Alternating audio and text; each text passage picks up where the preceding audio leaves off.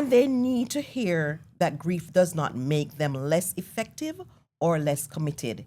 It makes them human. Yes, that's so true.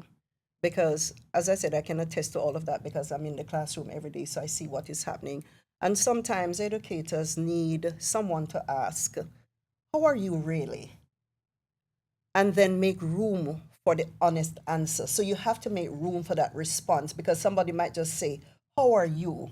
But Right. there's not room for that response Right. that is essential. And I remember recently when you asked one of your coworkers, but how are you really? Really? Because I said, are you okay? You Right. said, yes, but I said, are you okay? Right. Because he had mentioned something in passing. In our next episode, we will talk more about what happens when professional demands keep piling up and educators begin functioning in survival mode.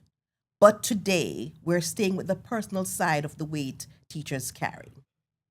Because you know what? Sometimes the exhaustion people see at school did not begin at school. Sometimes it began at home in grief, in loss, in worry, in heartbreak, or in the private moment no one witnessed. So Yes. all that is carried Yes. into To the classroom. So, to every educator listening who has taught through grief, we see you. To the teacher who cried in the car and then walked into the building with a smile,